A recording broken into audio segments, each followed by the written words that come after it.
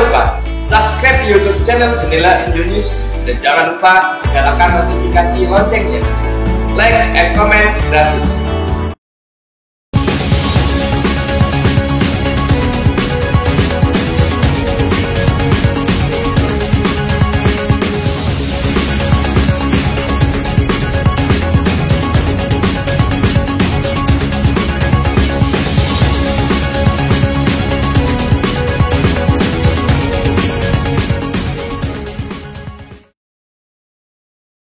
Pertama-tama saya ingin menyampaikan penghargaan dan apresiasi yang tinggi atas kerja keras Polri beserta seluruh jajaran TNI, jajaran pemerintah, dan seluruh komponen masyarakat dalam menangani COVID. Itu dilihat masyarakat, dan itu juga saya lihat dan saya rasakan. Kerja keras itu. Dan hasilnya juga sangat signifikan. Sampai hari ini, yang mendorong paling kuat memang adalah dari Polri, telah 440 juta dosis vaksin yang telah disuntikkan kepada masyarakat. Dan hasilnya pandemi COVID mereda. Dan hasilnya ekonomi kita bisa tumbuh 5,44%. Dan hasilnya indeks kepercayaan masyarakat juga menempatkan Polri di puncak teratas pada saat itu. Tetapi begitu ada peristiwa FS,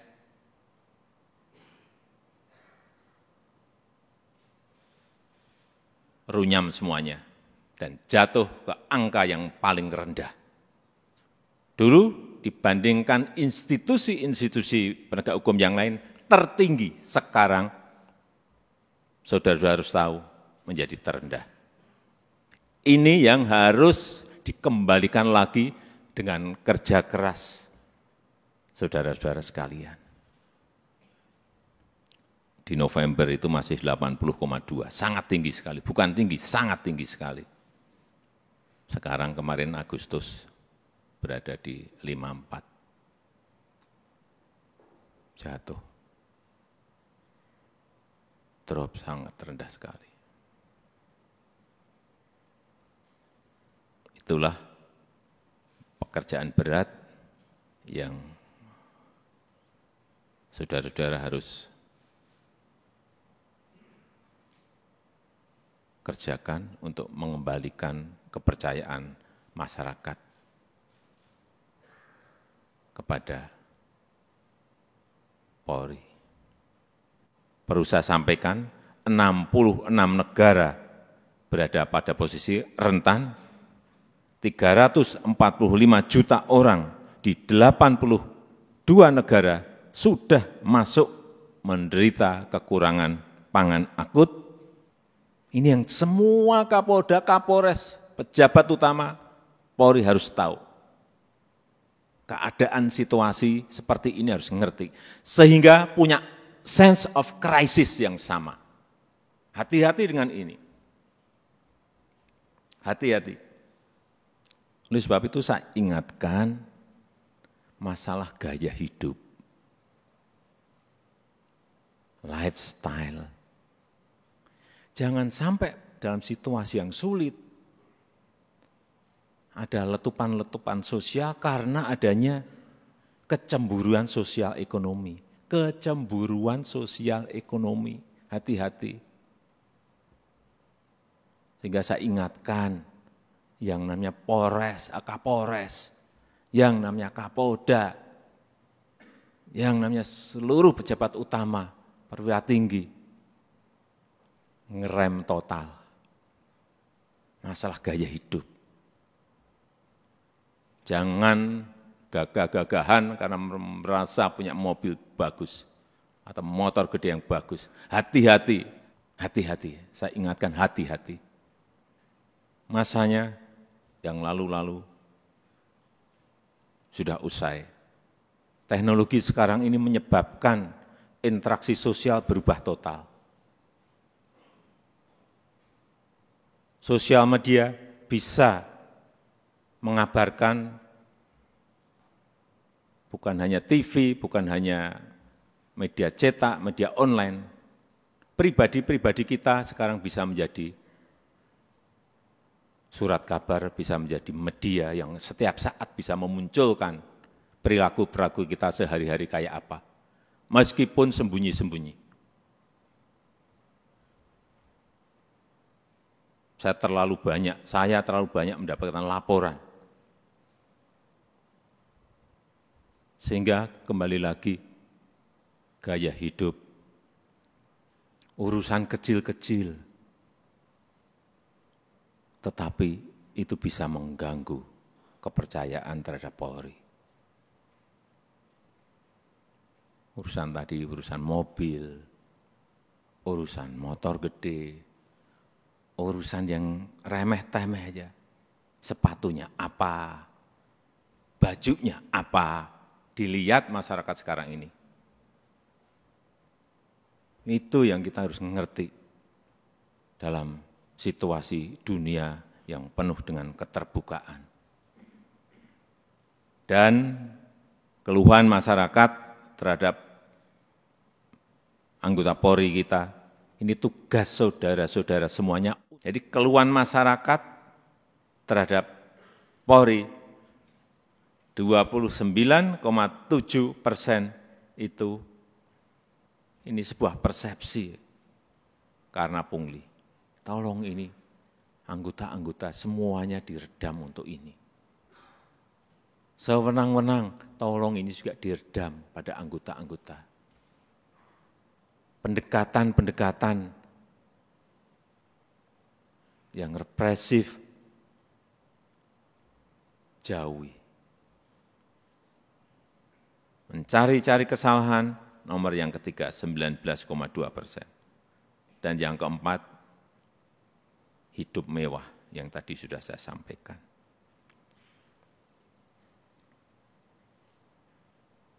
Karena Bapak, Ibu, dan saudara-saudara sekalian, itu adalah aparat penegak hukum yang paling dekat dengan rakyat, paling dekat dengan masyarakat, dan paling sering berinteraksi dengan rakyat.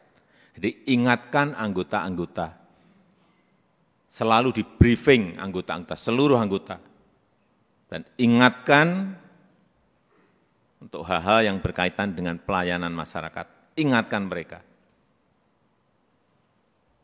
Jangan sampai karena tidak kecepatan kita, yang kedua, rasa aman dan nyaman masyarakat itu, ini masalah persepsi loh. Rasa aman dan nyaman masyarakat itu menjadi terkurangi atau hilang. Karena apapun, Polri adalah pengayom masyarakat.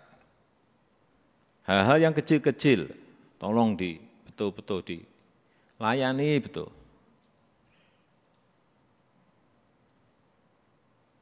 Masyarakat kehilangan sesuatu, harus direspon cepat.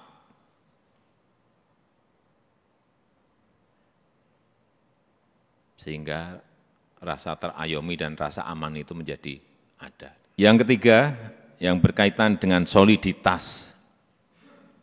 Jangan sampai, ini hati-hati, ini sudah masuk tahun politik. Karena pemilu sudah berjalan tahapan pemilu sudah berjalan sejak Juni yang lalu. Harus ditunjukkan soliditas di internal Polri dulu. Rampung, kemudian soliditas Polri dan TNI, itu yang akan mengurangi tensi politik ke depan. Soliditas. Harus ada kepekaan. Posisi politik ini seperti apa sih? Karena saudara-saudara adalah pimpinan-pimpinan tertinggi di wilayah masing-masing.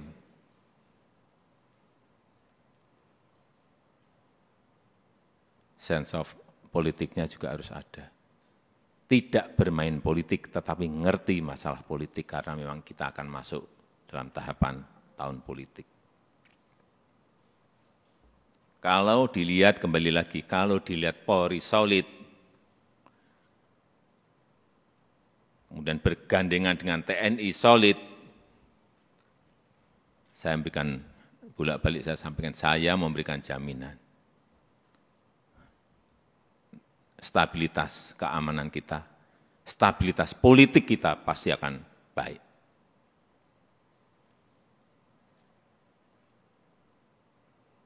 Enggak ada yang berani coba-coba. Kalau coba-coba ya tegas saja. Yang keempat, yang berkaitan dengan kesamaan visi. Saya kira yang berkaitan dengan kebijakan organisasi, jangan terkesan kita itu gamang.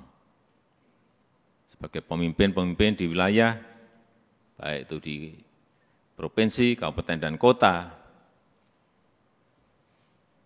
jangan gamang, apalagi cari selamat.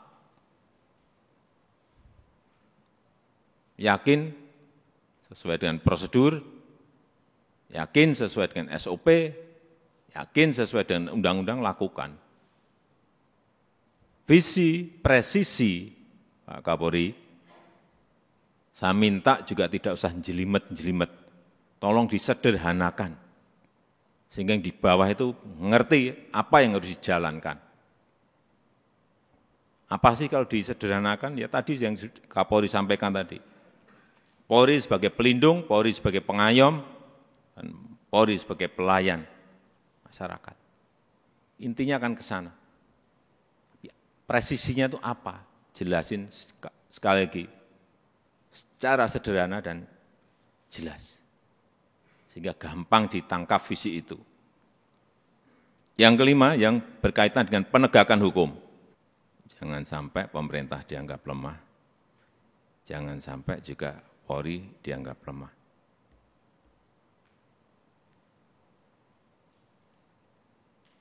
Saya sudah perintahkan kepada Kapolri, saat itu urusan judi online, bersihkan.